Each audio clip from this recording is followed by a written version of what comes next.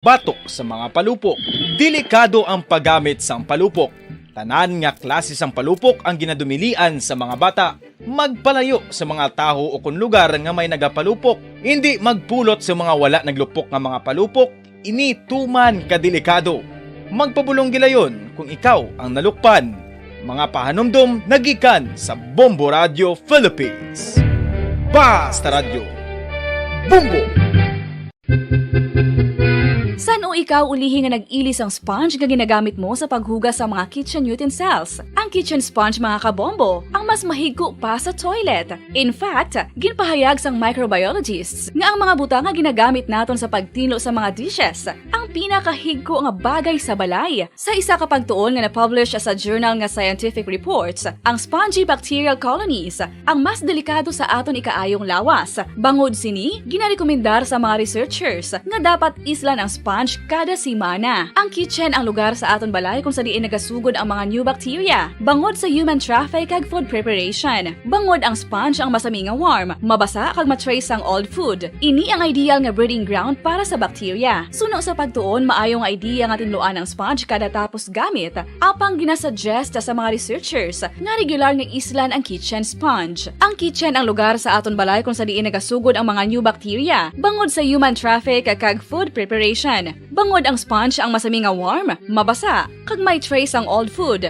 Ini ang ideal nga breeding ground sa para sa bacteria. Suno sa pagtuon, maayo nga idea nga tinluan ang sponge kada tapos gamit, apang ginasuggest sa mga researchers nga regular nga islan ang kitchen sponge.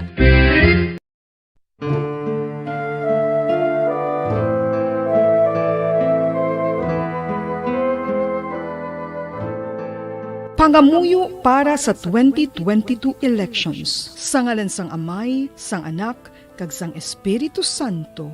Amen. O Diyos nga amon Amay, sa amon paghandom para sa maabot nga 2022 elections, nagasalig kami sa imo saad nga ipadala mo sa amon ang mga lideres nga nagatuman sang imo mga sugo kag may kinaugali nga nasanto sa imo tagi pusoon kag espiritu.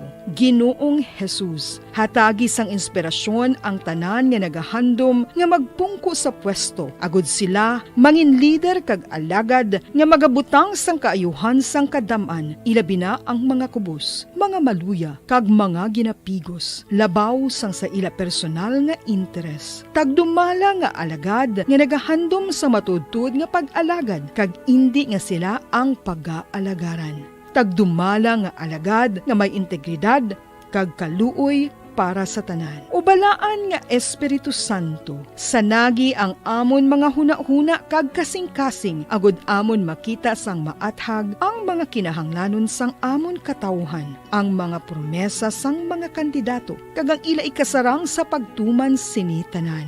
Nga kami magpili sang husto nga lider, nga matuod nga magadumala kag mag-alagad, lider nga nagatuman sang imo sugo kag may kinaugali nga nasanto sa imo tagi pusoon kag espiritu, lider nga magahiusa kag magagiya sa amon sa pagpatigayon.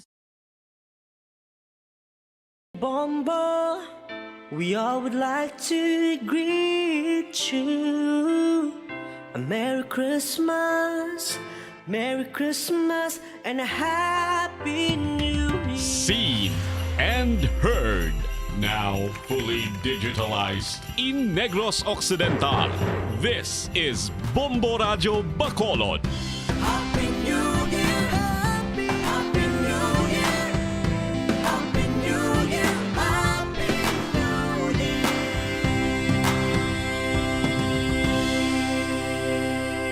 Basta Radio Bombo! Bombo Radio Bacolod. Basta Radio Bombo! Philippine Standard Time, 40 minutos sa nakaligad sa takna ang alas 6 sa aga. Welcome din sa pagpangalaga sa Bombo Report Second Edition. Adlaw sang Biyernes, petsa 31 sa bulan sang Disyembre sa mga tiga 2021. Katapusan ng adlaw para sa mga tiga 2021. Jesse, 7 oras na nagid lamang kag Jesse 9 minutos ang nabilin antes ang tuig 2022. Sabong aga mangin kaupod ang inyong alagad si Bombo Erdin Bayonita.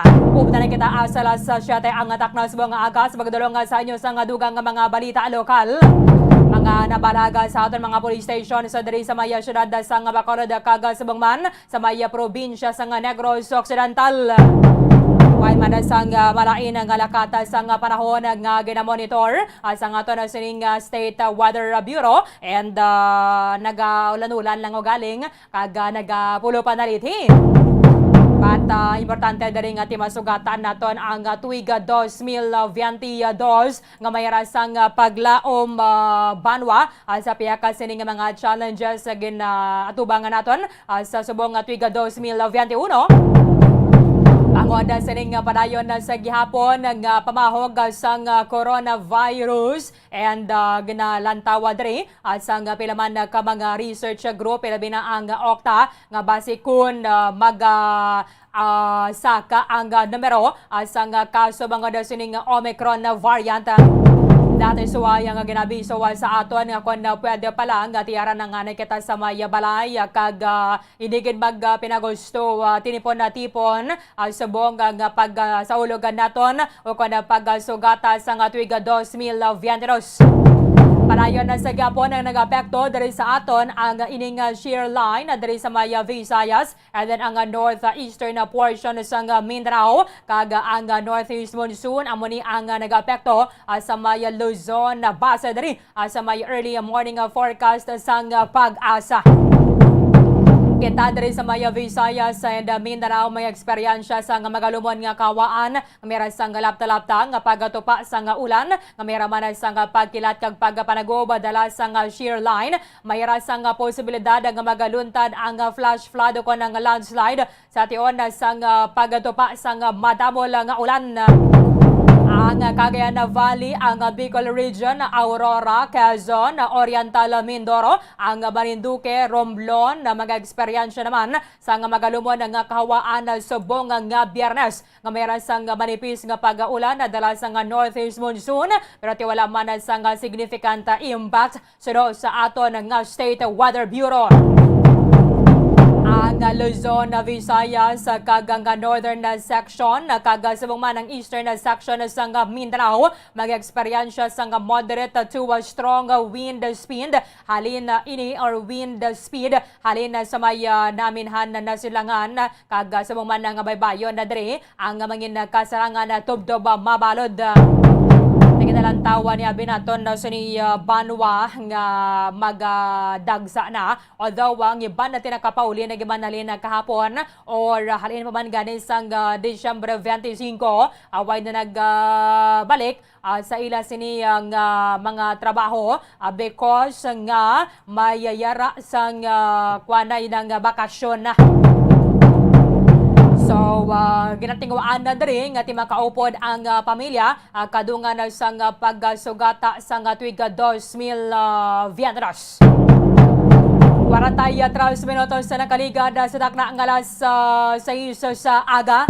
Nagadugang nga sa niya Banwa sa duwa ang kaso sa firecracker related incidents diri sa aton sa may Pilipinas. Kag ini ang nagdangat na sa kabugusan ng 25. Base diri sa report sa Department of Health Banwa, medyo nagasaka-saka ni gawa kung ikumpara sa na-record bala sa tinalikdan ng tuig 2020 kay sang nagligad amo maning period December 19 to December 30 ang kaso is yaragin lagid lamang Banwa sa trase.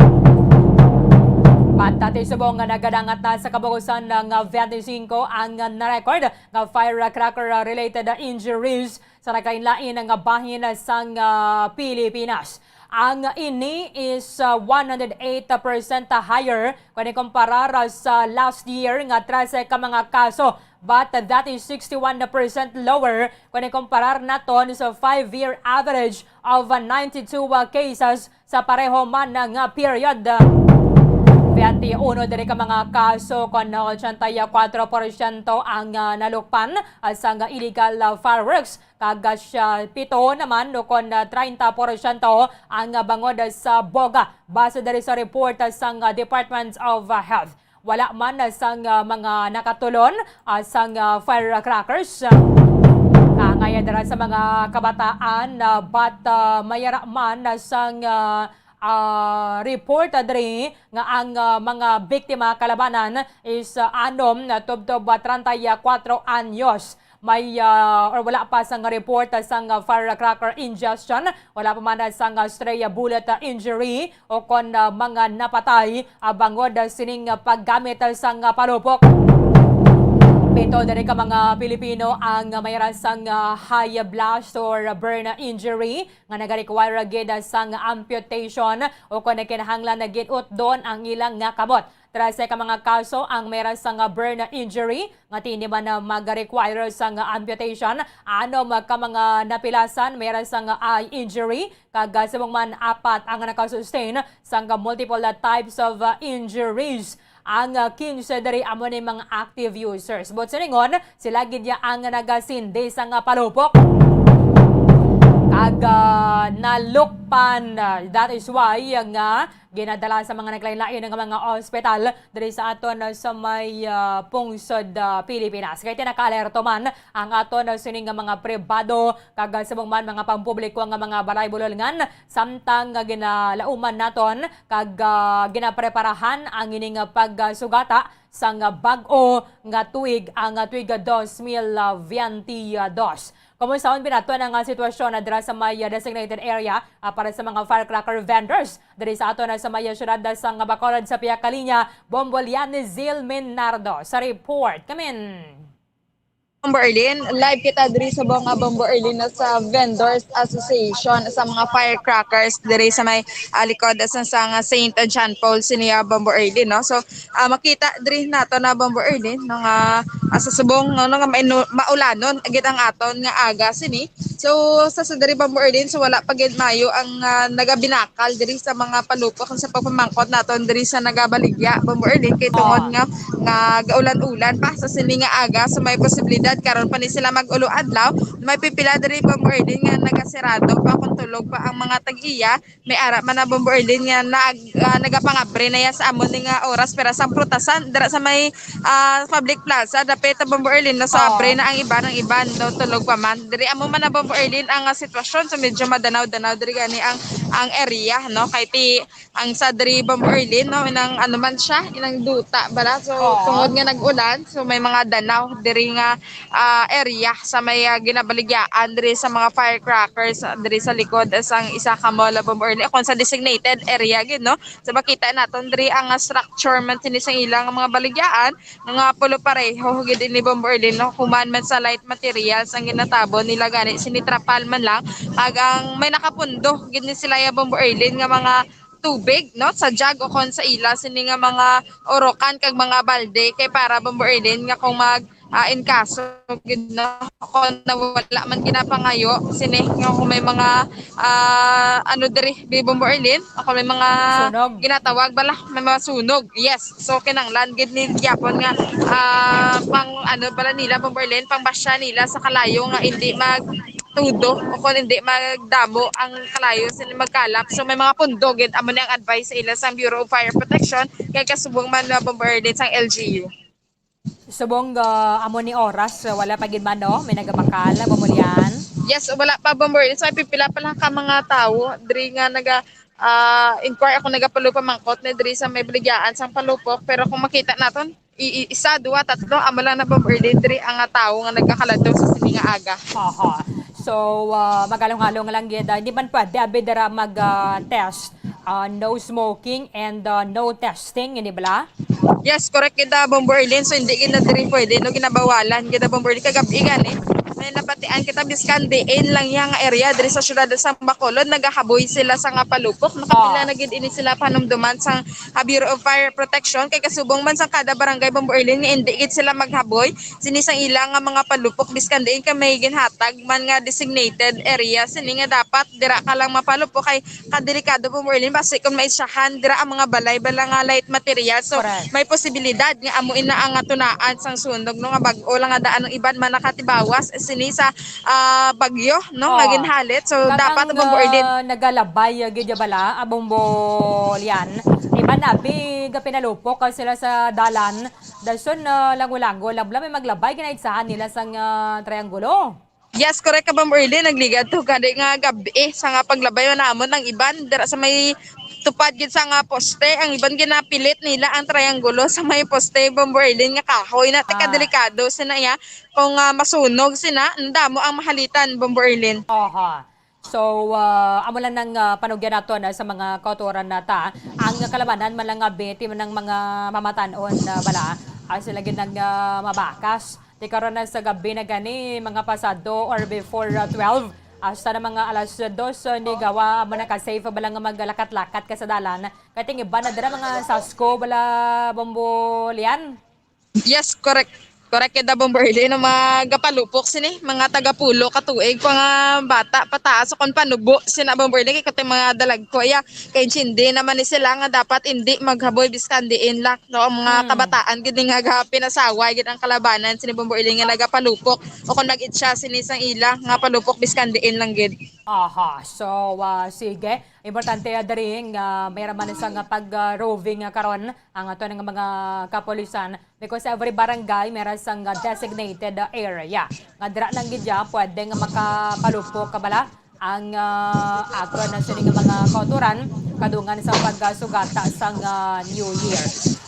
Yes, correct kita Bombo Erlin pag walang gani may naga-roving na diri nga mga kapulisan no. Ang iya ka Bacolod City Police Office kasubong man diri nga area bisakop na di sang Police Station 1. So aga pa sila kagagabi man sa nga pag-checkyaran nato na Bombo Erlin nga damo man sang nagabantay dira no especially sa may dalan sang Lacson no kada bangga Bombo Erlin may mga kapulisan na nga nagabantay sa kada area. Okay. May fire truck ginadira no nga naga-unay mabulyan. Subong Bombo Erlin wala pa ko nakakita diri sa Maya Sagwa pero may nagaunay na diri siguro nga fire truck na may nagaunay din nga fire truck dito sa inyo no. So wala no office may nagakadto Bombo Erlin no nga naga-check kaga kasubong man sang PNP. Okay. Mayo nga balita on the other hand because at least bisan paano nakukutoran naton nga mga naapektuhan sa nga bagyo sa may Kabangkalan do may nabaton sila nga financial assistance sa Bambulian. Yes, correct ka Bombo Erlin no ang release sang cash assistance for victims sa Typhoon Odette ini sa may syudad sang Kabangkalan is nagsugod na Bombo Erlin so kagapunan December 30 kung sa diin na Bombo Erlin ang nakabaton amo ang may totally damage no sa typhoon nakabaton sila sang 4,000 sa kada isa sini nga pamilya Bombo Erlin kag partially damaged naman nakakuha sang 3,000 na pesos no amo ini ang first batch sang assistance nga naga-cover sa barangays barangay 2 barangay 7 barangay 8 kag barangay Daan Banwa kung sa diin Bombo Erlin makita naton daw sila gini ang mga apektado gid katama Bombo Erlin nga damo sa partially kag totally damaged no ang fast tracking sini sa pag-release sang cash assistance no halin iniya Bombo Erlin no iklaruhan na naton sa local funding no sa compliance sini sang pagpanghatag sang LGU kung sa diin kung may mga trahedya ako may mga sakuna bala Bombo Erlin no ang LGU maga-provide gini sang cash assistance sa kada pamilya Bombo Erlin so ang ginahambal pa to yan no kanang gipirmahan niya sa presidente is 5,000 to so amo to ang iga-release pa sa dason pero ginaklaro lang gini Bombo Erlin kay base bala maghambal sila nga 4,000 3,000 na lang ang nakalabot sa kada pamilya so sa local government unit pa lang inihalin sa syudad sang Kabangkalan kag Bombo Erlin idugang ta ini ang pagpanagtag bala sa food packs no ginaklaro man sa syudad sang Kabangkalan nga wala sila naga-required sang vaccination card para mahatagan ikaw sang pagkaon akong food packs kay as long as ikaw na biktima sila sang bagyong Odette Bombo Erlin no so pagabuligan gid sang syudad sini ang mga pamilya to Bombo Erlin kutob sa mga apektado gid nga pamilya. Okay, so ining 5,000 hulato-lato lang gid na isang aton mga kotoran because ginatugyan na isang Office of the President kag sang national officials naton sa tagsa ka LGU kung andong mga patakaran nila dira sa pag-distribute. Importante lang matalalapo da balatani tanan kag way sa magasabit kay kung isa ka area pero dira sa may southern na Negros kalabanan na gid apektado sang bagyo. Yes, correct da Bomberlin kag kinanglanon gina no sa mga kada pamilya man no nga na sangtan Bomberlin sa nga bagyo kay ti subong wala na ni pili Bomberlin no basta na sangtan ka naguba da totally or partially damage man ang imong nga balay so makabaton kag dapat sini kay ti may fund manihalin sa LGU kag miss ka na Bomberlin no ang ginatawag ni naton nga halin sa nasyonal. Okay. Sige, gapulo pa daliti pagyapon or okay nang panahon ta? Okay na Bomberlin no so galing medyo gaano lang gyapon magalumon lang gid sa gyapon ang kalangitan Bomberlin pero wala naman nagapanaliit higit kag ang huyop sang hangin diri Bomberlin grabe lang gid katugnaw gid maka dapya sini sa imo nga panit. Abo gid dapat mag-jacket. Sige, thank you gid Bombolyan. Yes, sa Bomberlin para sa pagpangalagad sa Bombo Report 2nd Edition, ini si Bombolyan ni Zil Minardo para sa Pambansang Radyo ng Pilipinas, consistent overall number 1 sa Bacolod, Basta Radyo, Bombo! Madamo nga salamat kay Bombolyan ni Zil Minardo, 4 minutos sa nakaligad or ang nabilin. Antes sa ngalas sa shutter sa aga, magabalik kita diri sa Bombo Report sa 2nd Edition. 5, 4, 3, 2, 1.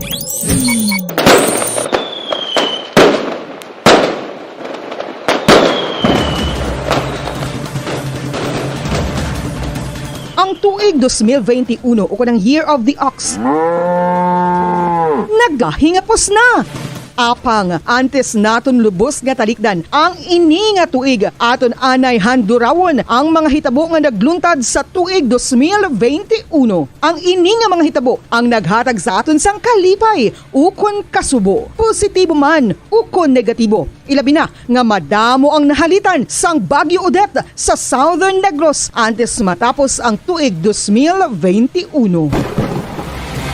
Ang dalagko nga mga hitabo sang tinalikdan nga tuig ang aton balikan paagi sa The Bombo Year-End Report. The Bombo Year-End Report. 3 ka oras nga pagpabati sa inyo sang dalagko nga mga balita lokal nga nagluntad sa palibot sa syudad sang Bacolod kag probinsya sang Negros Occidental. Upat ako na sa Ginoo. Upat ako na yung mga putulan ni patay ko. Dito sa rin, dito. Ay, bata sa patay ko. Natawanan na ako.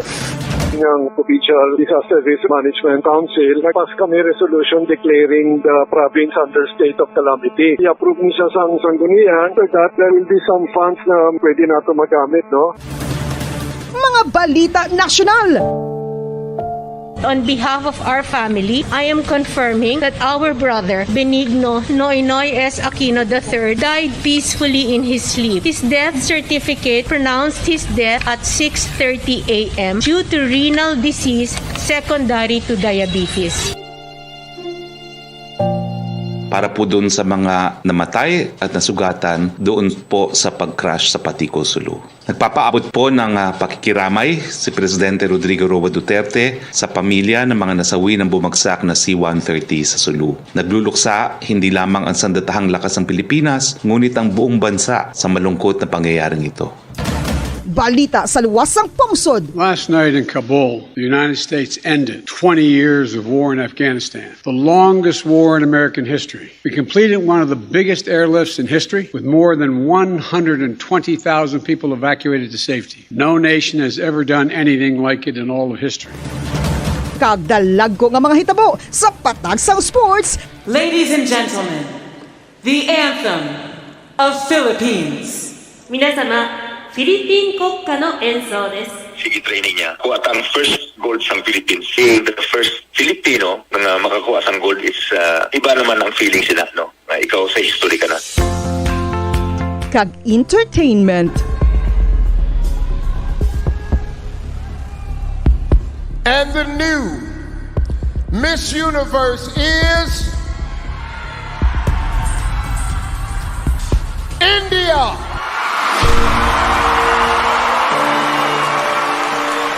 1 minuto ang nabilin antes ang alas 7 sa aga.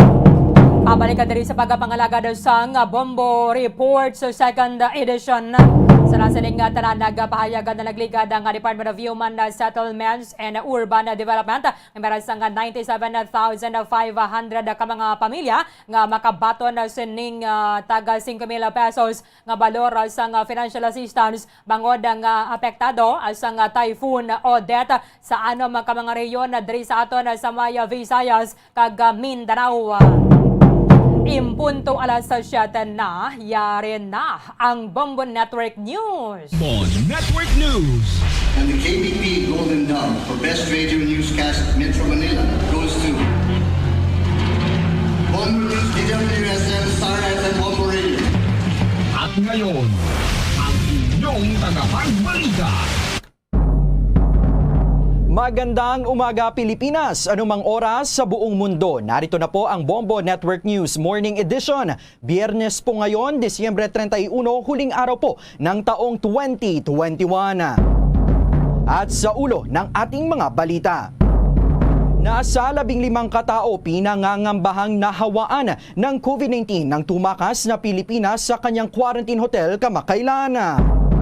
Maraming mga pasahero naman sa terminal sa Tondo nagpalipas ng magdamag matapos makansela ang biyahe ng ilang barko. Mga biktima ng Bagyong Odette doon sa Surigao at Dinagat Islands pipilitin din umanong gumiti sa pagsalubong ng bagong taon. Ang PhilHealth holiday naman itutuloy pa rin oras na hindi pa rin mabayaran ng state health insurer ang mga unpaid claims sa mga ospital ayon yan sa Private Hospital Association. At sa ating international news, ang hospitalization rate ng COVID-19 sa mga bata sa Estados Unidos mas tumaas dahil sa Omicron variant. Mula sa Bombo News Center Makati, kami ang inyong mga anchorman. Ako po si Bombo Dave Vincent Pasit. At ako naman si Bombo Everly Rico. At ngayon sa detalye ng ating mga balita. Mga kabombo at ka-Star Nation, kinumpirma nga po ng Department of Tourism o DOT ang hindi pagsasailalim o hindi pagkumpleto ng isang balikbayan mula sa Estados Unidos sa kanyang hotel quarantine at nagawa pa rin umanong itong dumalo sa isang party sa lungsod ng Makati. Sinabi ni Tourism Secretary Bernadette Romulo Puyat na nagawang lumiban ng mga ito sa mandatory na 5 araw na quarantine dahil sa mga koneksyon nito sa mga opisyal o mga tao. Aniya, nagpositibo ito sa ika-5 araw nito sa bansa at maging ang mga kasama nito ay nahawaan din ng COVID-19 kalaunan. Ayon pa sa kalihim, nakarating ito sa kanilang kagawaran matapos na makatanggap sila ng mga ebidensya katulad na lamang ng mga litrato at mga videos na nakuha na nagpapakita na dumalo nga sa isang party at hindi nag-quarantine ang naturang tumakas na Pilipina. Inamin naman aniya nito na ng naturang Pilipina ang pag-alis niya sa kanyang quarantine hotel. Samantala sa ngayon ay nagpapatuloy naman ang isinasagawang contact tracing sa mga nakahalubilo ng tumakas na individual. Maaharap din sa kaukulang charges ang quarantine hotel na nagpahintulot sa naturang Pilipina na hindi sumailalim ng husto sa kanyang quarantine period. Posible namang umabot sa 15 katao ang nahawaan ng Pilipinang tumakas sa kanyang quarantine matapos na umuwi sa bansa galing sa Estados Unidos. Ayon yan kay Interior Secretary Eduardo Anyo. Sinabi ni Anyo na dumating sa Pilipinas ang naturang babae noon pang Disyembre 22 mula sa Los Angeles, California. Tumakas siya sa kanyang quarantine hotel para makipagkita sa kanyang mga kaibigan sa Barangay Poblasyon na kilalang lugar ng mga bars at restaurants sa Makati City. Ayon kay Anyo, kinukumpirma pa nila sa ngayon ang eksaktong bilang ng mga nakahalubilo ng tumakas na Pilipina mula sa kanyang pagkaka-quarantine. Kasabay nito ay inaalam din pa sa ngayon kung infected nga ng Omicron variant ang naturang individual. Nabatid naman mula kay Anyo na marami sa mga nakaparty ng tumakas na Pilipina ang nagpositibo sa COVID-19. Karamihan din niya sa mga ito ay nakitaan ng mga sintomas ng sakit at hinihintay pa ang resulta ng kanilang genome sequencing.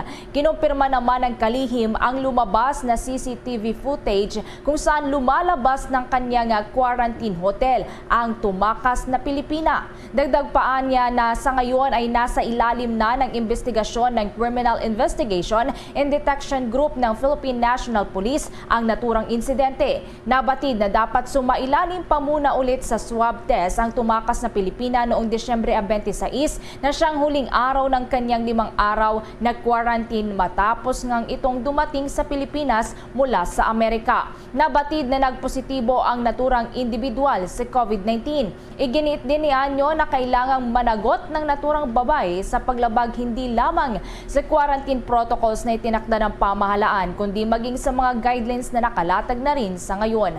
Ang hotel naman kung saan nanunuluyan para sa kanyang quarantine ang tumakas na individual na natukoy ng Berhaya Makati Hotel ay maaaring maging liable din dahil sa hindi paghihigpit sa mga taong nasa ilalim pa ng quarantine. Sa kaugnay pa rin nga balita mga kabombo at ka-Star Nation, mahaharap naman sa karampatang kaparusahan ang sinumang lalabag sa mga ipinapatupad na COVID-19 guidelines ng pamahalaan ayon sa Department of Health. Ito ay matapos na hindi nga sumailalim umano sa eksakto na quarantine protocols ang isang balikbayan mula sa Estados Unidos na kalaunan ay nagpositibo nga rin sa COVID-19. Sa isang statement, sinabi pa ng Department of Health na ang hindi pagsunod sa mga nasabing tuntunin at mga polisiya ay paglabag sa Republic Act No. 11332. Ito nga tinatawag na Mandatory Reporting of Notifiable Diseases and Health Events of Public Health Concern Act. Maaari rin nila itong humantong sa mga criminal penalties katulad na lamang ng pagmumulta, pagkakakulong, gayon din ang mga administrative penalties katulad na lamang ng suspensyon o pagbawi ng accreditation, depende na rin sa bigat ng kanilang pagkakasala. Dahil dito ay patuloy na hinihimok naman ng Department of Health ang publiko na sumunod pa rin sa mga ipinapatupad na quarantine protocols dito sa Pilipinas. Anila, hindi ito ang tamang panahon upang mag-relax ang lahat at ilagay sa peligro ang buhay ng iba sa pamamagitan ng hindi pagsunod ng husto sa mga nakalatag na mga alituntunin. Sa iba pang mga balita, mga healthcare workers naman na nakatanggap ng special risk allowance na sa halos kalahating milyon na ayon yan sa Malacanang. May detalye pa si Bombo Raymond Tinaza. Bombo Ever, Bombo Dave, umabot na sa 400,000 or 478,000 na mga public-private healthcare workers ang napagkalubuan na ng pamahalaan ng Special Risk Allowance o SRA. At sinabi ni Acting Presidential Spokesman Carlo Nograles, ito ang bilang ng mga nabahagian na, nabigyan na ng SRA mula December 2020 hanggang June 2021. Nasa 7 billion 665 million at 443,000 pesos ang ginugol ng gobyerno na para sa mamamahagi nito ng SRA sa unang 7 buwan ng distribusyon nito mula December 2020 hanggang June ngayong taon. Sa nilang banda ay nagbigay din ang pamahalaan ng tulong sa mga naiwang pamilya ng mga namatay na mga healthcare workers. Sa iniharap na data ni Secretary Nograles, nasa 27,066 public at private healthcare workers na ang nakabenepisyo o kaya nakinabang sa naturang death compensation. Para sa Bombo Network News, Bombo Raymond Tinazo nagulat para sa pambansang radyo ng Pilipinas, Basta Radyo.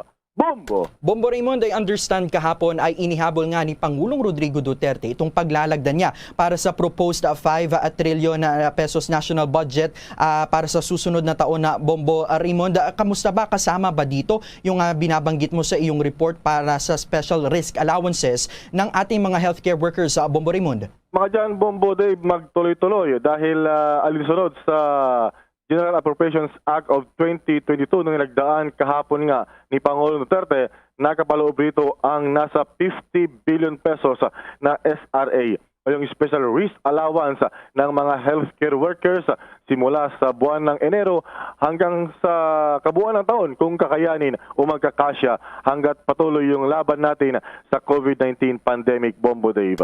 Bombo Raymond, natalakay din ba o nabanggit din ba ni acting spokesperson na Carlo Nograles kung sakali man nakulangin nga itong inilalaan nila na nasa 50 billion pesos para dito sa special risk allowances ng ating mga healthcare workers, yung kanilang magiging plano kung paano yung magiging sistema para sa buong taon ng 2022 kung kukulangin man, Bombo Raymond? Gagawan naman ng paraan parang nitong 2021 budget. Usually, ang pinanggalingan ng mga ibinibigay ay doon naman sa budget pa rin ng Department of Health. So kung maubos man yung 50 billion, wag naman sana, Bombo Dave, ang Department of Health ang gagawa ng paraan through sa Department of Budget Management para magkaroon sila ng otorisasyon mula sa Pangulo na maglalabas, mag-realign na kanilang hawak na pondo para sa naturang SRA, Bombo Dave. May tanong ko lamang din, Bombo Raymond, kasama din dito no sa nilagdaang budget ng Pangulong Duterte yung para din sa pagbili ng ating mga booster doses, Bombo Raymond, kasi as of the moment, as we speak, talagang ongoing itong pagtuturok ng mga booster shots, Bombo Raymond. Tama ka dyan, Bombo Dave. Kaya nga, yung target initially ng pamahalaan natin ay by January pa talaga magtuturok ng booster shot. Pero dahil nga nagsilabasan na yung mga bagong variant, pinakabago rito yung Omicron.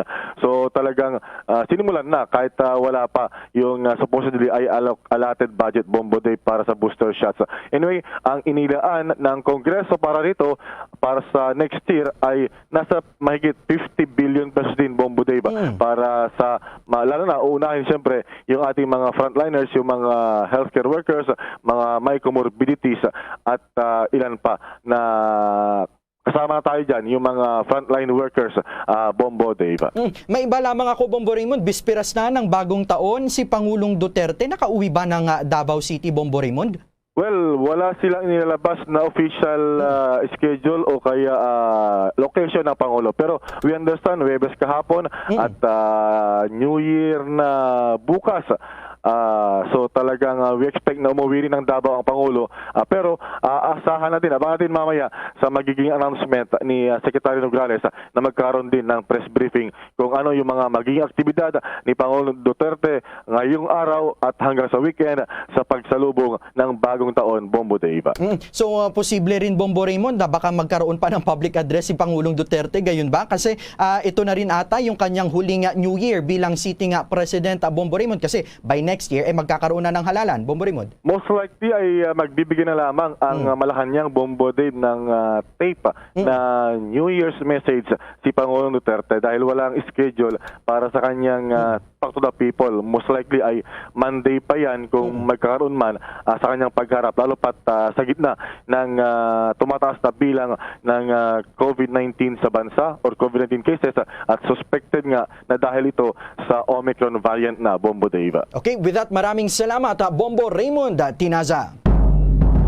Samantala, mga kabombo at ka-Star Nation, aabot lamang naman sa mahigit 1 oras para makumpleto ang Thanksgiving procession ng Poong Itim na Nazareno ngayong taon. Bago sumapit kasi ang alas 9 kagabi nang umalis ang replika ng imahe ng Poong Itim na Nazareno doon sa Quiapo Church at nakabalik na rin sa gates ng Basilica bandang alas 10:15 naman ng gabi. Ito na marahil ang pinakamabilis na Thanksgiving procession ng Black Nazarene hanggang sa kasalukuyan.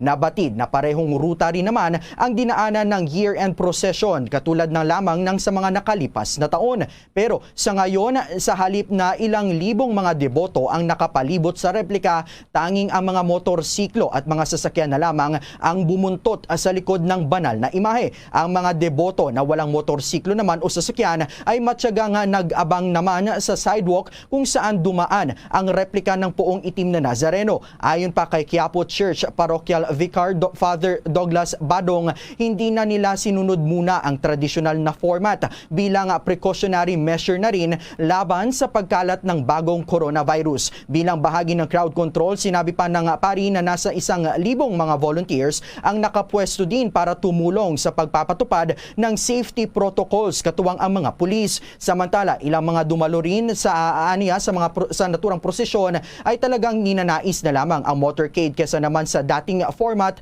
ng naturang Thanksgiving procession. Sa karagdagan pang balita, nagpalipas ng magdamag ang maraming mga pasahero ng barko sa loob ng Northport Passenger Terminal sa Tondo, Maynila matapos na makansela nga ang biyahe kahapon. Nang datnan ng Bombo Radio kabilang lamang sina Mang Jessie at Jerome na ilang araw na ring nasa pantalan. Ang maraming pasahero ay pinayagan na manatili sa loob ng terminal. Pero ang pangamba ni Jerome na patungo ng Cebu at tatawid pa ng Camotes Island ay ang kanyang gastusin at mga kakainin habang stranded. Ang hinaing niya ay sana kung anong nakalagay na sa binili nilang ticket na December 30 ay doon sana ang pag-alis para makahabol sa bagong taon para sa kanilang makasama ang kanilang pamilya. Narito pa ang bahagi ng panayam ng Bombo Radio kay Jerome Pasahero na isang pasahero. Mga bandang alas 3 pa po ako. Sabi ng kanpo sa 30 daw ang flight namin po sa barko sabi naman nila 2 pa daw po Kami po, ng dalawa, may babae rin doon nandun din nagpahinga po. So kung alis ang barko nyo, kailan saan kayo mag-New Year? Sa barko po. Saan kayo sa Cebu? Kasi Cebu, binagyo din ang kulit Sa kanpo, yung sasakay pa po ako ng barko po sa Camotes Island po. Ha? Camotes pa? Opo. Binagyo kayo doon? Hindi naman gaano po. Sa malapit lang sa dagat po, yun ang napiktuhan sa Cebu. So anong reklamo nyo? Hindi kayo binigyan ng schedule? O pinabisuhan? Yun po. Dapat sana po ay tamang proseso yung paghalimbawa. Pag binigay ang ticket po, dapat, siyempre nagpa-booking na po kami.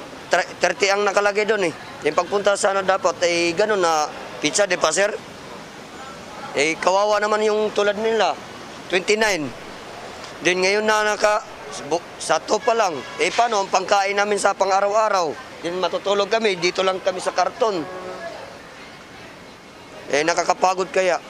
So anong panawagan nyo? Panawagan kayo? Matutuloy kami sa flight ngayon, sir.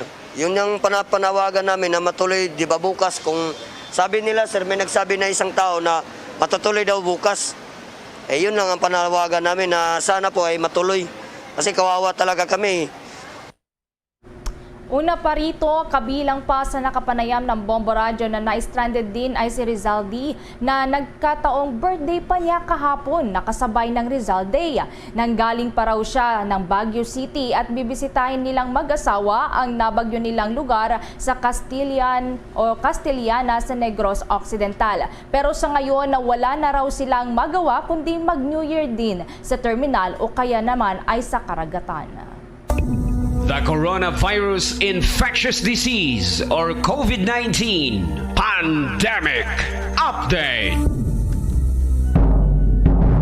Mga kabombo at ka-Star Nation, halos dumoble ang kaso ng coronavirus disease 2019 o COVID-19 kumpara sa naitalang kaso noong Miyerkules, December 29. Sa data ng Department of Health o DOH, mula sa 889 na kaso noong Miyerkules ay naging 1,623 na ito kahapon. Samantala ay mayroon namang naitalang 256 na mga gumaling at 133 ang pumanaw. Sa kabuang bilang ng mga naitalang kaso sa bansa, 0.4% o katumbas yan ng 11,772 ang aktibong kaso. 97.8% naman o mahigit 2.7 million na ang gumaling at 1.81% naman o 51,373 ang bilang naman ng mga namatay. Ayon sa pinakahuling ulat ng Department of Health, 2 laboratorio ang hindi operational noong December 28, 2021 habang mayroong 3 laboratorio naman na hindi nakapagsumite ng datos datos sa COVID-19 Document Repository System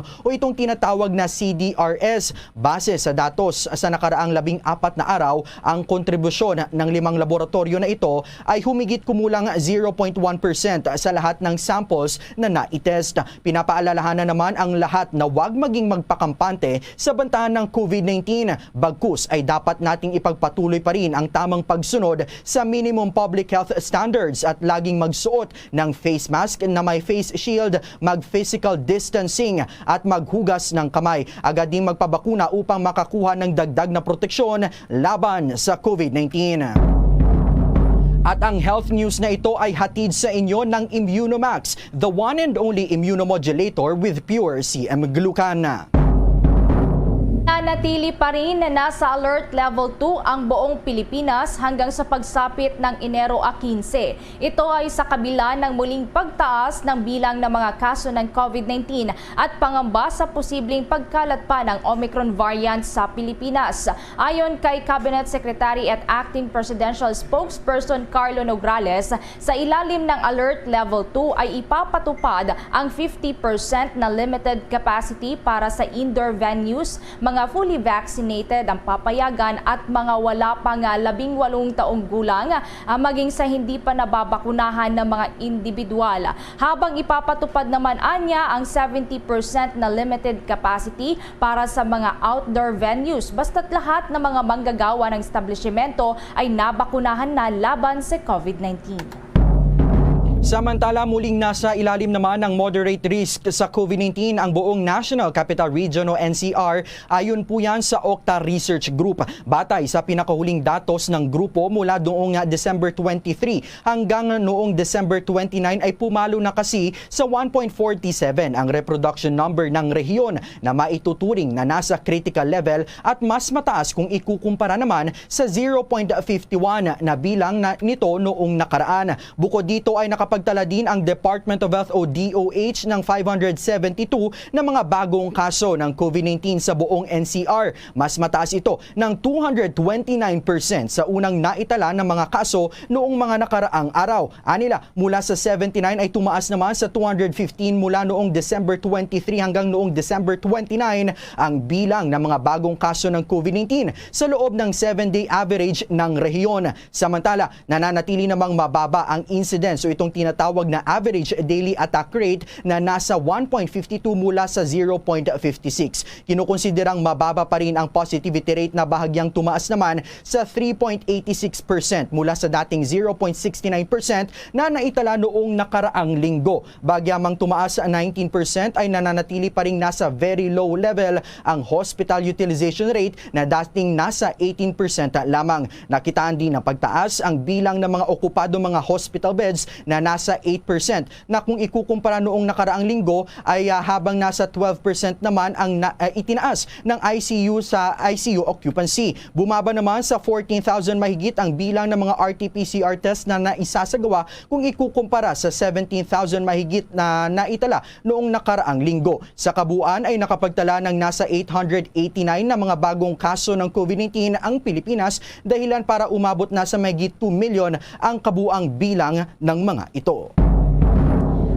Samantala, mga nagbebenta naman ng mga pailaw at paputok nakakabawi na ngayon sa bintahan kumpara naman noong 2020. Mga mamimili umiiwas pa rin sa pagbili ng turotot dahil sa pandemya. Alamin natin yan sa special report ni Bombo Dave Vincent Pasig. Tradisyonal sa Pilipinas na salubungin ang bagong taon ng maingay, maliwanag at masaya katulad ng sa iba ring mga bansa sa buong mundo. Kaya naman sa mga nakalipas na mga dekada at kahit ngayong mayroong COVID-19 pandemic ay talagang patok na patok sa pamilyang Pilipino ang mga paputok at pailaw kahit sa anumang uri ng okasyon. May mga naniniwala kasi na itinataboy ang kamalasan sa buhay ng malakas na ingay na hatid ng mga paputok at tila mga bituin na ibinibida naman ng mga pailaw kapag ito ay pumutok at mamukadkad na sa kalangitan. May iba namang sadyang naaaliw lamang sa ganda at kasiyahang na ihahatid sa kanila ng paggamit ng mga pailaw at paputok sa pagsapit ng bagong taon o kahit sa iba pa mga espesyal nilang kaganapan sa buhay. Ang Bombo Radio ay nagtungo kamakailan sa Bukawi, Bulacan na kilalang lugar kung saan ginagawa at murang ibinebenta ang mga paputok at mga pailaw. Ayon kay Crisanto, isang tauhan sa isa sa mga kilalang bilihan ng mga paputok at pailaw sa Bukawi, Bulacan, mas malakas ang kanilang bentahan sa kasalukuyang taon kung ikukumpara naman noong 2020 sa harap ng COVID-19 pandemic. Ngayon, mas malakas ngayon. Kasi kahit mahal, binibili ng tao eh. Pag mga gantong 29, mamayang hapon, marami na naman to. Mga 3 o'clock, 3 to 5. Tapos mga mamayang gabi na ito, mga 9 to 10. Yan ang mga ganyan dumadog sa mga tao. Bukas, mas malakas yan. Saka sa 31 ng umaga. Yun. Pinakamabenta aniya sa ngayon ang mga pailaw na ligtas para sa mga bata at hindi na iyong mga dating sikat na mga paputok katulad ng lamang ng mga triangle at pop-up dahil sa peligrong hatid nito. Ayon pa kay Crisanto, naghigpit na rin kasi ang Department of Trade and Industry sa kasalukuyan. Oo. Yun lang. Mga lang yun, yung mga may label lang. Yung may mga may mga lisensya. Yun lang yung pwedeng ibenta ang paputok. Pero pag walang lisensya, bawal. Hinuhuli talaga ng DTI. Pag meron naman, wala naman kami ibebenta sa kanila kasi wala naman kami paninda na. Sa mga naghahanap ng mga paputok na ipinagbabawal na ng DTI, ipinapaliwanag na lamang ni Crisanto sa kanilang mga customers na hindi na pinapahintulutan ang pagbebenta ng mga ito. Dahil sa pandemya ay napilitan din naman ang mga tindahan na magtaas ng presyo sa kanilang ibinebenta mga pailaw at paputok. Kasi hindi naman siya pare-pares na tumataas eh. Yearly, nagiging 40. Baka next year, bumaba. Pero hindi naman pare-pares na every year tumataas yung item. Ramdam din ng mga mamimili ang pagtaas ng presyo ng mga pailaw at paputok sa kasalukuyan. Ayon nga kay June na taga Novaliches, kahit sa Bukawi na sila mismo bumibili ng mga paputok ay talagang minsan napapapikit mata na lamang din sila sa presyo ng mga binibiling mga pailaw at paputok. Kasi natural na yun eh. Last year lang hindi ako bumili pero this year medyo okay naman na yung panahon. Kaya bumili na ako para pangpasaya lang. Pampatanggal ng mga malas sa buhay. Kaya ayun, para masaya naman yung Pasko, yung New Year namin. Pero dahil tradisyon na nga ito ng kanilang pamilya, talagang pinaglalaanan na rin niya ito ng budget. Lalo na ngayong nais din nilang makaramdam ng kaunting kasiyahan o normalcy sa harap ng pandemya. Last year lang hindi ako bumili kasi medyo malungkot. Nawalan ako ng mahal sa buhay. Kaya ngayon medyo okay naman na yung panahon kaya bumili na kami. Sa mahal ng paputok at pailaw na kanilang binibili, sinabi ni June na nagiging mas pihikan pa siya sa mga pinipili niya. Yearly talaga ganun. Kaya lang ngayon sobrang mahal. Dati yung pailaw lang 700 to 600 makukuha mo. Ngayon 139 na doble. Grabe yung tinaas. Nagdoble yung price niya. Hindi saka namimili kasi ako ng kwitis na hindi basta kwitis, kinagpipili ako ng kwitis na maganda. Kasi yung kwitis na naka-scotch tape lang, yun yung pag na gano yun, hindi yung tumataas, nakakadisgrasya. Ang dapat yung nakatali. Samantala, kung ang mga nagbebenta ng mga pailaw at paputok ay lumakas ang bentahan sa ngayon, humina naman ang sa mga naglalako ng turotot. Ayon sa vendor na si Panda, marami pa rin kasi ang takot na gumamit ng mga turotot sa ngayon dahil pa rin sa banta ng COVID-19. Ngayon po, masyadong matumal po kasi wala pong taong ngayon eh. Dahil sa pandemya eh. Yung mga iba natatakot gumamit ng turotot. Yung virus daw baka katama sa kanila yung virus. Mas gusto ko pa yung nung nakaraang taon kasi mabenta po. Nung nakaraan po to kahit hindi bomba mo, nabebenta po namin. Pakyaw ba po. Sa ngayon, ang debomba na turotot na ibinibenta ni Panda ay nagkakahalaga ng 150 pesos. Mas mahal ng 50 pesos kesa naman sa normal na turotot. Kahit na medyo mahal, ang debombang turotot din daw ang binibili talaga sa kanya ng mga magulang na mas ligtas namang daw gamitin ng mga bata. Tiyagaan lamang din aniya ang pagbebenta sa ngayon na para kay Panda ay simula alas 6 ng umaga hanggang alas 11 na ng gabi. Ang Bureau of Fire Protection o BFP ay nananawagan naman sa publiko na gawing ligtas ang pagsalubong sa bagong taon sa pamamagitan ng paggamit na lamang ng mga kaldero bilang drum, mga turotot o pito. Para maiwasan ang anumang firecracker-related injuries at sunog sa bagong taon, ang Department of Interior and Local Government ay inatasan ang lahat ng mga local government units, Philippine National Police at ang Bureau of Fire Protection na maglungsad ng crackdown laban sa pag-manufacture, pagbebenta at paggamit ng mga illegal na mga firecrackers at pyrotechnic devices. Naglagay na rin ang BFP ng maraming mga drums na may lamang tubig at mga sandbags sa mga bilihan ng mga paputok sa Bukawi, Bulacan. Gayon din sa iba pa mga lugar na nagbebenta ng mga paputok at pailaw para magamit kung sakali mang magkaroon ng hindi inaasahang aksidente katulad na lamang ng sunog. Bombo Davidson Pasit nag-uulat para sa Pambansang Radyo ng Pilipinas. Basta Radio, Bombo! Samantala, matapos namang manawagan ng tulong si Presidential Aspirant Vice President Leni Robredo para sa mga nasalanta ng Bagyong Odette ay umabot na sa 42.35 million pesos na halaga ng mga assorted goods ang dumating sa Robredo's People's Council Relief Operations Center sa Katipunan Avenue sa lungsod ng Quezon. Pumalo naman ng 33.58 million pesos ang perang na nadonate ng mga tao sa pamamagitan ng Tanging Yaman Foundation na kapartner din ng Office of the Vice President. Sa 2 linggo ding pagsasagawa ng relief operations doon sa Katipunan Avenue ay mahigit 5,000 mga volunteers ang nagsalita na para sa 24 oras na operasyon kung saan pinagtutulong-tulungan nila ang pagre-repack ng sako-sakong bigas, mga noodles, biskwit, mga delata, hygiene kits, face mask, mga bote ng alcohol at iba pang mga donasyon. Kahapon, ika-30 ng Disyembre, ang huling araw ng pagtanggap ng repacking ng mga donasyon sa mga relief operation centers, pero nangako naman si Vice President Leni Robredo na patuloy ang pagtulong sa mga nasalanta ng Bagyong Odette, partikular na sa rehabilitasyon ng mga probinsya at pagpapatayo na rin ng kanilang mga bahay. Samantala, kamustay naman natin ang pagsalubong ngayon ng bagong taon at ang nagdaang Pasko. Mas merry na nga ba sa mga Pinoy ngayong taon matapos padapain ng pandemya ang masayang Pasko at bagong taon noong nakaraang taon? May special report si Bombo Gerald ulit.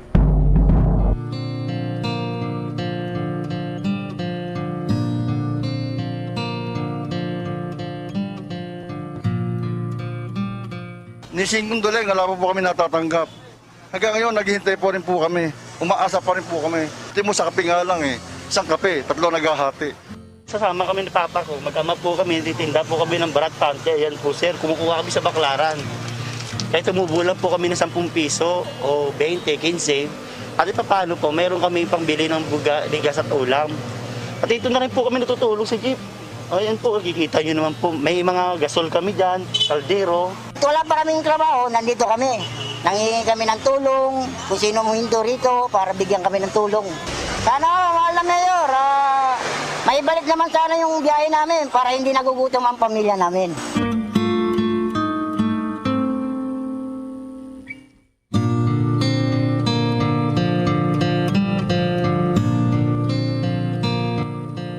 Sila ay ilan lamang po sa ating mga kababayan na labis na naapektuhan na ang kanilang mga trabaho nang pumutok ang coronavirus disease 2019 o COVID-19 Marso noong nakaraang taon. Sa kasagsagan nga ng pandemya ay libo-libong kababayan natin ang nawala ng trabaho. Nagsara ang karamihan ng mga establishmento, nagmistulang ghost town ang ilang lugar, maging ang mga kalsada ay mangilan-ilan na lamang ang mga dumadaang sasakyan. Halos 2 taon na ang pandemya at minsan ay nagluluwag ng restrictions ang ating pamahalaan na siya namang dahilan ng pagsipa ng kaso ng COVID-19. Sa tuwing sisipa ang kaso ng COVID-19 ay tiyak na maghihigpit ulit ng mga restrictions.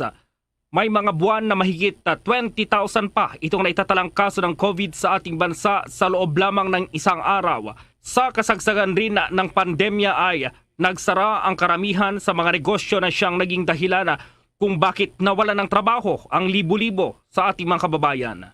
Ang iba ay nagsiuwian sa kanilang mga probinsya. Kaya naman, misto lang pinadapa rin ng pandemya ang taon-taon ng pagdiriwang natin ng sana'y masayang Pasko at bagong taon. Hindi lingid sa ating mga Pinoy na mahilig sa mga parties at isa ang pinaghahandaan itong Pasko at bagong taon. At dahil sa hirap ng buhay na dulot ng pandemya noong nakaraang taon ay ramdam ang malungkot na Pasko at bagong taon ng ating mga babayan. Mahigpit ang mga restrictions May pinapairal na curfew kaya naman hindi lubos na makapag-enjoy ang ating mga kababayan. Nitong mga nakaraang linggo nga ay unti-unti na rin nagluwag itong mga restrictions dito sa Metro Manila at tuwang-tuwa itong ating mga kababayan dahil magkakaroon na silang pagkakataon para mamasyal dito sa iba't ibang mga pasyalan dito sa Metro Manila at magkakaroon sila ng tsansa na makapag-party. Unti-unti na nga nanumbalik din ang ekonomiya sa pamagitan ng pagbubukas ng mga establishmento at mga trabaho. Tinanggal na rin ang curfew at malaya na nga makapaggala ang ating mga kababayan. Kaugnay nito, inalam natin sa ating mga kababayan kung talaga na nga bang merry na ang kanilang Pasko at ang pagsalubong ng bagong taon. Sa paglilibot namin sa sikat na bilihan ng mga gamit, ang Divisoria, dito namin nakilala ang magkaibigang sina Rowena Takulag at Priscilla Bautista na sinasabing napagkasunduan nilang magkaibigan na mamili raw ng gamit para sa kanilang apo. Narito ang kanilang pananaw kung merry na nga ba itong kanilang naging pagsalubong sa Pasko at ang kanilang pagsalubong naman sa bagong taon. Kumusta po yung Pasko sa tingin nyo ngayon kaysa nung mga nakaraang taon? Nung nakaraang taon na nasa kalagitnaan po tayo ng pandemic. Palagay ko ngayon masaya, maganda, medyo maluwag na. Hindi kagaya ng nakaraang taon. Hindi kami makapamasko, yung mga bata, hindi makalibot. Ngayon makakalibot na, makapamasko na. Nakakapunta na ng MC, nakakapunta na ng mga mall. So sa tingin ninyo, mas okay na ngayon yung Pasko ninyo kaysa nung nakaraang taon? Okay na, okay na. Siyempre ngayon, di ba maririnig? Sana, lahat na. Mawala na yung COVID. Ang isa namang lolang si Rosabel Mariano na mula sa Bulacan ay maagang bumiyahe para mamili ng gamit para sa kanyang mga apo. Bibili ko ng regalo yung apo ko Kasi mura dito. Taga saan po ba kayo? Taga may kawayan pa. Oh yes, pati gala kasama na. Gala? Oo. Kumusta yung Pasko nyo ngayon kumpara nung last year, yung magiging Pasko po ninyo, sa tingin po ninyo? Baka maganda-ganda ngayon. Kasi marami ng marami nang nagbago ngayon Alert level na bago na, di ba? Wala nang face shield. Kaya okay lang ngayon. Saka yung matanda, pwede nang lumabas lagi, di ba? Katulad ko, senior na ako. Pero may bagong variant, yung Omicron, hindi po ba kayo? Ingat-ingat na lang. Sa kabila nito, salungat naman ang pananaw ng ilang mga negosyante ng tanungin kung mas merry na nga ba itong kanilang Pasko ngayong taon at mas masaya na nga ba ang kanilang bagong taon. Gaya na lamang ng nagtitinda ng mga damit na si Aling Rowena Basas. At least may paninda kayo. Anong tingin nyo? Mas merry ba ang Pasko ngayon o last year? Ay, hindi pa rin po sir, kasi wala pa rin masyado. Kahit nga pang giveaway, wala pang nagbibigay sa aming giveaway. Wala pa nagbibigay ng pamasko. Hindi pa masyadong merry. Hindi pa merry masyado. Wala pang merry. Iba rin ang pananaw ng isang nagtitinda ng mga bedsheets na si Mercy Yalo dahil mas okay pa raw ang sitwasyon nung nakarang taon kaysa ngayong taon. Mas maganda yung nakaraan. Bakit po mas maluwag ngayon? Mas maluwag ngayon kasi sa tingin ko dahil magbabutuhan. Diba? Pero kumusta po yung pagtitinda nyo naman dito so far sa inyong stall po ngayon? Okay lang. Pero hindi pa katulad ng dati mga nakarang taon talaga maganda ang kita. Ngayon wala. Wala pa sa 1/4 yung kita, benta sa mga nakaraan. So yung Pasko nyo hindi pa masyadong merry? Hindi pa merry. Talagang wala pang merry, wala pang Happy New Year. Pero so far meron pa rin naman kahit paano yung mga bumibili dito. Oo, may mga dayo-dayo na kahit paano. Mga probinsya ngayon, pakonti-konti meron. Last year nandito po ba kayo? Kumpara last year? Mas maganda yung last year. Mas maganda pa last year? Itinda namin puro tulog lang ginawa ng tao kaya bili ng bedsheet. Ngayon puro damit, mabili mga damit. Sa kabila ng iba't ibang pananaw ng ating mga kababayan sa pagsalubong ng Pasko at Bagong Taon, ay hindi ba ipagkakailang ang mga Pinoy ay matitibay sa pagharap sa anumang unos sa kanilang buhay.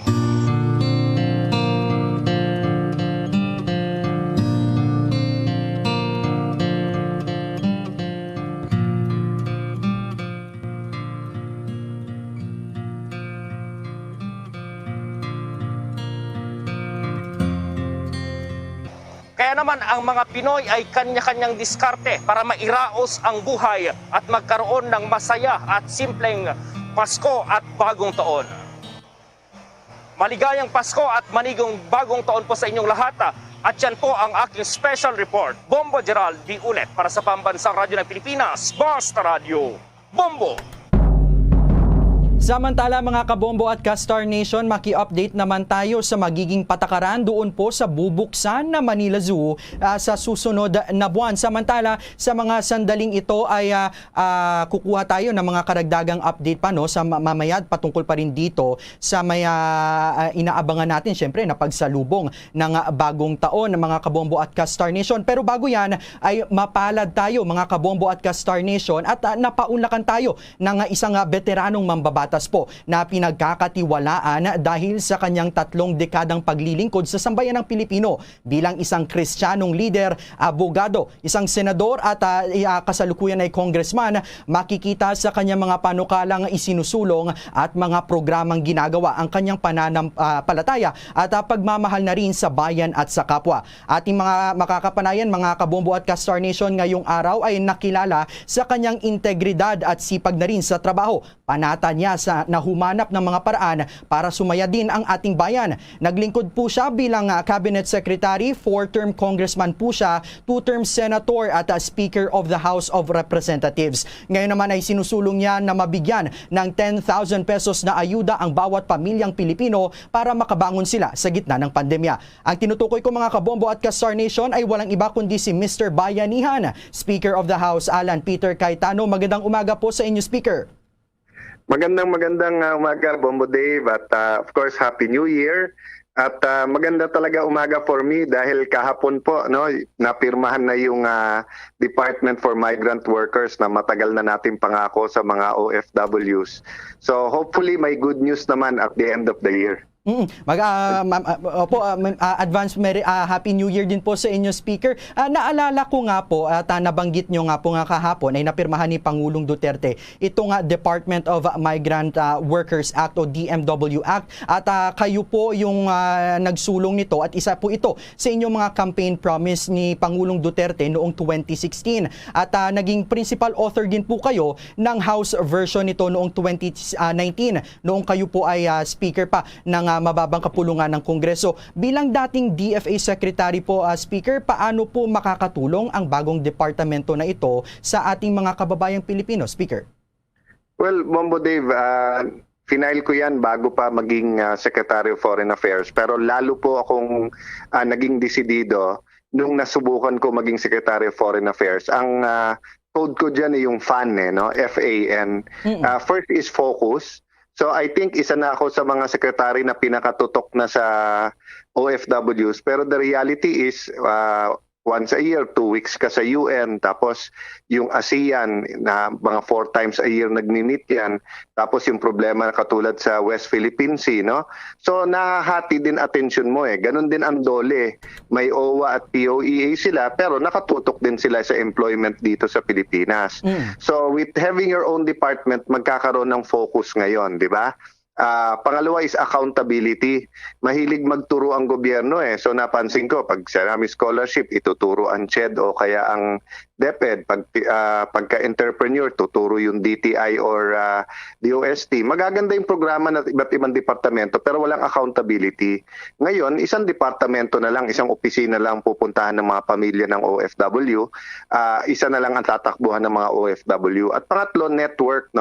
It's not enough that we protect our OFWs. Dapat actively naghahanap tayo ng mga market na mas maganda yung opportunity ng mga Pinoy, mas maganda yung kultura in the sense na ini-embrace nila talaga yung mga Pinoy at saka mas mataas ang mga sweldo.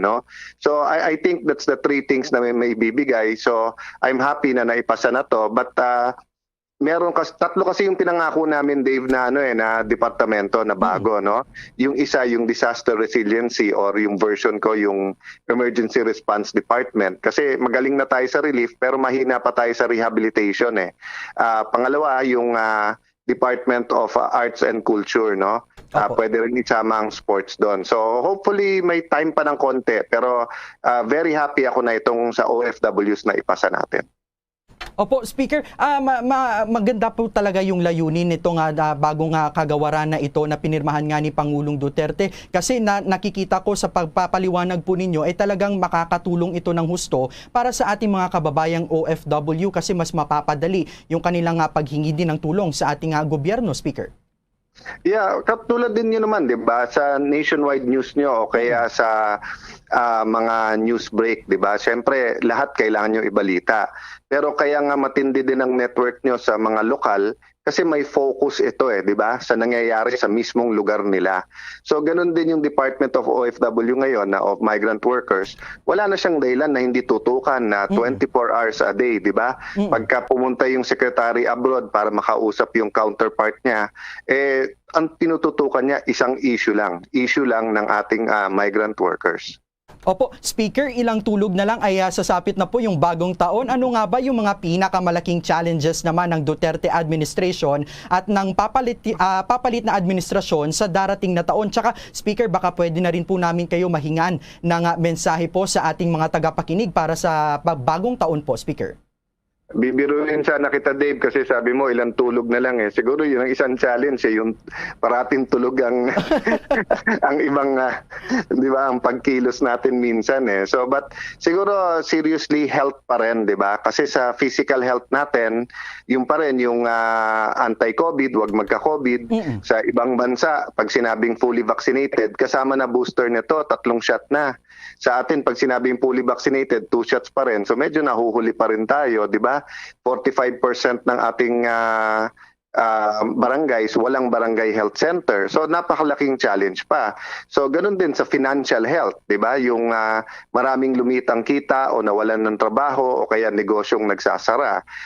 Mental health, 'di ba? Lalo sa mga kabataan natin, ngayon mag face to face, and yung spiritual health din, 'di ba? We rediscovered not only family but prayer, but yung online, yung going to church.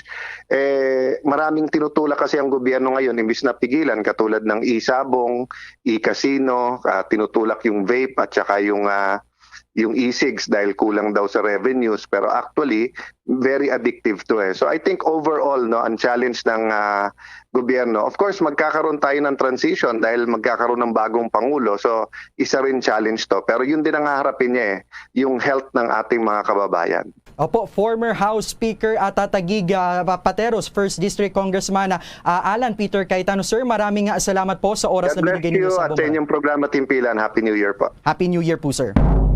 Samantala mga kabombo at ka-Star Nation, balikan natin yung update naman doon po sa pagbubukas ng Manila Zoo sa susunod na taon. At nakatutok sa balitang iyan, mamaya balikan natin si Bombo Marlene Padiernos, pero kaugnay pa rin po sa inaabangan nga po natin na pagsapit po ng bagong taon. Nasa kabilang linya po yung spokesperson po ng Bureau of Fire Protection, si Superintendent Annalie Atienza. Ma'am, magandang umaga po sa inyo. Yes, ma'am. Good morning po. Good morning po, Sir Dave, at sa lahat po ng ating mga tagapakinig at nanonood ngayong umaga. Opo, ma'am, unang-una, babatiin ko po kayo ng Happy New Year po at kukumustahin ko na lamang din po yung ginagawang paghahanda sa kasalukuyan po ng BFP kaugnay po sa pagsalubong natin maya-maya lamang ng bagong taon po. Ang Bureau of Fire Protection po ay once again is on heightened alert. Ito po ay nag-umpisa noong December 9, nung nag-launch po tayo ng Oplan Paalala Iwas Paputok. Sinamahan po tayo dito ng mga kaibigan natin from DOH at ang PNP kung saan ipinaliwanag po natin ang hazards at dangers of pagpapaputok po at kaya po ating pinalawak ang kaalaman pa ng ating mga kababayan hinggil po sa mga pinagbabawal na paputok. At kung sakali nga man po at tayo ay nandoon yung tradisyon natin, paniniwala na itaboy ang malas, ay atin po na rin siguraduhin na talagang matataboy ang malas, hindi yung malas ang ating makakaharap dahil nga po sa kapabayaan at magkaroon po ng sunog. Ma'am, noong nakaraang araw po bumisita kami doon sa may Bukawi, Bulacan at nakita namin talaga na napakaraming tao na sa kasalukuyan yung bumibili ng mga pailaw at paputok. Pero yung BFP po ba sa mga nakalipas na araw ay may naitala ng mga insidente na may kaugnayan sa pailaw at mga paputok po, ma'am, katulad na lamang ng mga sunog, mga ganyan po? Well, yes po, nakakalungkot pong ibalita na tayo po ay nagkaroon na ng 2 insidente na firecracker related. So ang isa po ay sa Iloilo, minimal, around 1,500 ang estimated cost of damage. Ayon po sa ating investigador, ito po ay yung bata na pinaglalaroan yung fireworks doon sa Musileo. So medyo tinamaan po yung bubong ng isang Musileo, At ang sumunod po ay ang pinaka nakakalungkot pong naganap ay yung sa Cabanatuan, Nueva Ecija, kung saan po ang ayon sa investigador natin, isang 11 years old ay pinaglalaroan yung baby rocket. At ito po ay sumirit, pumunta sa sala ng kapitbahay dahil magkatabi po ang bahay nila. At doon nga po nag-umpisa ang sunog. At sa kasawiang palad, ang kanyang 1-year-old and 7 months na kapatid na nasa 2nd floor natutulog ay hindi na po nailigtas. Kaya ang amin pong panawagan sa ating mga magulang, wag nyo po please iwanan ng inyong mga anak. Ma'am, with your indulgence po, yung aking partner, si Bombo Everly Rico, ay may karagdagang katanungan po sa inyo. Bombo Everly, go ahead. Yes, magandang umaga po, Ma'am Atienza. Ito nga po nababanggit po ninyo para maiwasan po natin yung mga worst case scenario ngayon pong pagsalubong ng bagong taon. Meron po bang mga panibago pong sistema ngayon ang BFP, like paghihigpit pa po sa mga panuntunan na inyo pong ipinapatupad, Ma'am Atienza? Yes po, tayo naman po ay governed po ng EO 28 at ang atin pong Fire Code of the Philippines. So ito po ay patuloy pa rin po nating strictly implemented. At ang atin pong pinakaginawang innovations simula nung pumasok ang pandemya or even before pandemic, dito po natin nilabas yung Oplan Ligtas na Pamayanan. Ito po yung binabahay-bahay po natin ang ating mga kababayan para kausapin sila, interviewin sila at tulungan sila ay inspect yung kanilang mga tahanan kung ano po ang mga hazards present in their homes. Subalit nagkaroon ng pandemya, kaya iminodify po muna natin ito into a recorrida kung saan po yung Bureau of Fire Protection, yung mga fire truck, mga tao natin ay nag-iikot, nagwawangwang at patuloy na nag-aanunsyo, nagre-recorrida para right then and there makorek po natin yung mga maling gawain. Okay. At also po pala, kung maidagdag ko lang, kasama din po ang pag-iingay natin sa social media. Dito po pinapalakas na po natin ang ating presence, even po sa mga malls, nandoon na rin po ang Bureau of Fire Protection. And also kung napapansin niyo po sa mga LED walls ng ating kalsada, nandiyan na rin po ang mga paalala ng Bureau of Fire Protection. Yes, pagdating naman po, ma'am, sa mga equipment, sa mga fire trucks na mga kakailanganin just in case na magkaroon po ng mga emergency o rescue na kinakailangan po, sapat po ba ito sa ngayon, ma'am? Sa ngayon po, hindi po sapat. And that is why kami po ay masaya na na-approban po yung RA 11589, yung BFP Modernization Act. And that is why kami po ay excited na matupad na po talaga ito. At sa ngayon, kami po ay kung anong naandyan na gamit namin ay aming fully utilized at papasalamat din po kami sa presence ng ating mga force multipliers, ang ating napakasipag na mga fire volunteers. Ma'am, huling na lamang po, baka may mga paalala po kayo sa ating mga kababayan na nakikiniga nationwide, worldwide po, kaugnay pa rin sa pagsalubong natin ng bagong taon po. Yes, Sir Dave. Atin pong muling panawagan at hinihikayat po ang lahat in behalf po ng ating Chief of the Bureau of Fire Protection, Fire Director Louie Puracan at ang buong pwersa po ng BFP ay muling nananawagan at hinihikayat ang lahat na instead of magpaputok po tayo sa ating mga tahanan, tayo na lamang po ay gumamit ng mga alternatibong paingay. Nandyan po ang kaldero, kasirola, mga lata na nakaka-produce pa rin po ng ingay at maitaboy po ang sinasabi nating malas. But kung gusto po talaga natin at siguraduhin lang po natin na tayo ay may naka-standby na balde ng tubig, at siguraduhin po din natin na malayo sa mga bata, malayo sa mga linya ng kuryente, at i-assure po natin na safe yung area ng pagpapaputukan natin. And also, pwede na rin po tayong pumunta sa community fireworks display areas na itinilaga po ng ating mga LGUs. At sa kung ano man pong responde ang ating kailangan, itawag lang po ito sa napakadaling i-memorize na numero 911. Apo.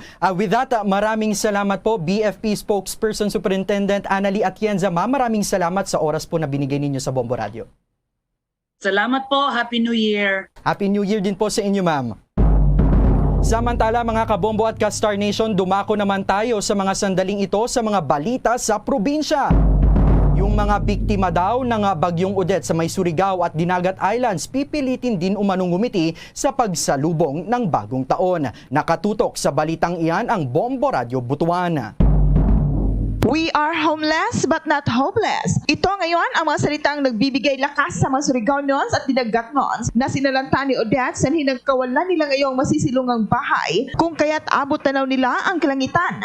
Aminado ang mga biktima ni Odette na malungkot nilang sasalubungin ang bagong taon 2022 dahil sa pagsira ng bagyo sa kabuuan nilang mga lalawigan, ngunit nananatili pa rin silang matibay dahil sa pagtutulungan ng iba't ibang sektor para sa kanilang pagbangon. Sa eksklusibong panayam ng Bombo Radio Butuan kay Surigao City Government Spokesperson Annette Villases, inihayag nitong unti-unti na silang nakaramdam ng kasiyahan matapos makita ang sunod-sunod na ayuda na ibinigay sa kanila mula sa iba't ibang sektor, mga bansa, pati na sa mga local, national at international organizations. Makita lamang silang bumabangon. Dahil dito ay puno pa rin sila ng pasasalamat kung kaya't maaaninag sa kanilang mga mukha ang saya tuwing maaabutan sila ng mga food at non-food item. O mapila din sila na mabigyan ng kahit na trapal man lamang upang may panangga sila mula sa init ng araw at sa ulan. Mula rito sa Bombo Radio Butuan, Bombo Lilibes Ruiz nag-uulat para sa Pambansang Radyo ng Pilipinas, Basta Radio. Bombo! Ang PhilHealth Holiday naman itutuloy pa rin oras na hindi pa rin mabayaran ng State Health Insurer ang mga unpaid claims sa mga ospital. May detalye pa dyan ang Bombo Radio Legazpi.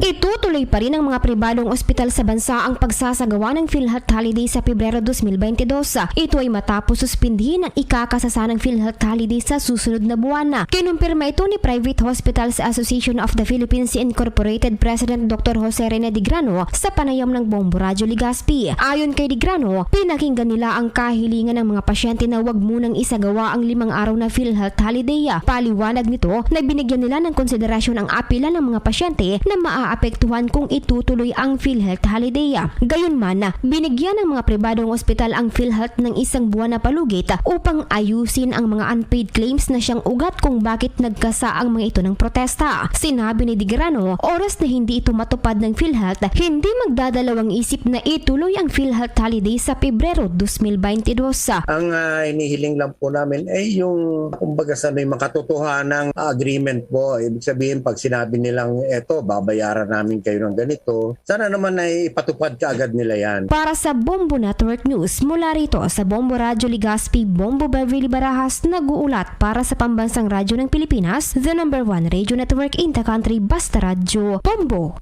Bombo Entertainment News. Bombo Entertainment News. Ang 2018 Pinay Miss Asia Pacific International No Hard Feelings sa pakikipagbanding ng asawang si Toto Mangundadato sa former sexy star at ex-wife na si Enis Veneracion. May chika si Bombones Kayabyab Mercado. Wakas ang suporta ng beauty queen na si Sharifa Akil kaugnay ng pakikipag-bonding ng asawa nitong si Ismael Toto Mangudadatu sa dating karelasyon na si Cheryl Del Rosario o mas nakilala sa stage name na Inez Veneracion. Sa tila post-Christmas celebration kasi, ipinost ni Inez ang bonding moment nila ni Toto at ng kanilang anak na ngayon ay 10 years old na. Pinasalamatan ng 40-year-old former sexy star si Toto sa pagiging good father daw nito sa kanilang love child at naway maulit ang kanilang bonding. Nag-iwan naman ang beauty queen wife ni Toto sa comment section ng 3 kulay pula na heart emojis. Taong 2010 nang napaulat na may relasyon si Inez sa Maguindanao 2nd District Representative pero nauwi sa hiwalayan sa kabila ng pagkakaroon ng anak. Asawa naman ni Toto si Sharifa na kinoronahang Miss Asia Pacific International noong 2018 habang si Inez ngayon ay mayroong pandemic baby sa non-showbiz boyfriend of 2 years na sinasabing 27 years old lamang. Kabilang sa hit movies ni Inez noong kasagsagan pa ng career ay ang Serex, Takaw Tingin, Mga Babaeng Makasalanan at marami pa. Yan ang latest chika, ito si Bonbon Nes, kaya Biab Mercado nag-uulat para sa Pambansang Radyo ng Pilipinas, Basta Radio, Bombo! Mga kabombo at ka-Star Nation, amin po kayong inaanyayahan sa isang panalangin para sa apilan ng tulong sa ating mga kababayan na nasalanta po ng bagyong Odette. Narito po ang prayer of thanksgiving and generosity of heart.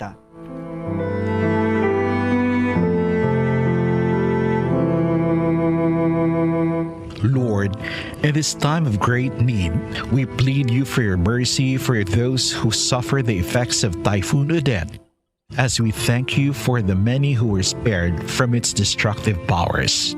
Up to now, many people are afraid. Many are anxious, fearing their loved ones are among the dead and fearing for their future and safety. Those who are injured and ill cry for relief. Those who have lost their homes and their livelihood cry out in anguish. Comfort them and give them hope. Console their hearts and ease their pain. Lord, may we who are granted your shield and protection be given a pure heart to help them, to know what to do, and to have the compassion, fortitude, and creativity to do it. Move us to respond now to the urgent needs that cannot wait. Steady us to be there in the future as the victims of this disaster try to rebuild their lives. Give us the grace of generosity in our prayers and our contributions. We are all brothers and sisters. We are the work of your hands. Receive the dead into your love. Comfort the survivors with the power and protection of your peace. May we love as you love, and may we all find peace in this tumultuous world. Our help is in the name of the Lord, who made heaven and earth. Amen.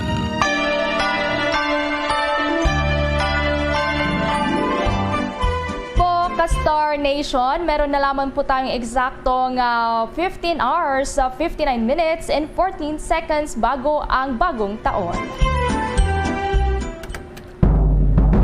At live nationwide, worldwide, mula po sa Bombo News Center Makati, kami ang inyong mga tagapaghatid balita. Ako si Bombo Everly Rico. At ako naman po si Bombo Dave Vincent Pasit para sa Pambansang Radyo ng Pilipinas. Basta Radio, Bombo!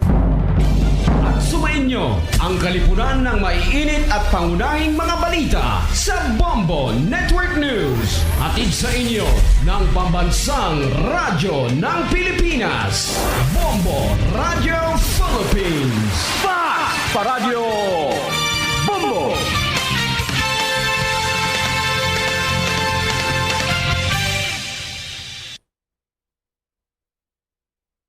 Bombo Radio Bacolod.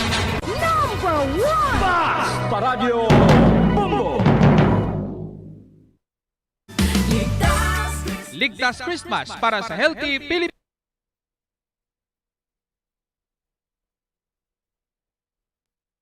To all Star Nation and Kabombo, we all would like to greet you. A Merry Christmas, and a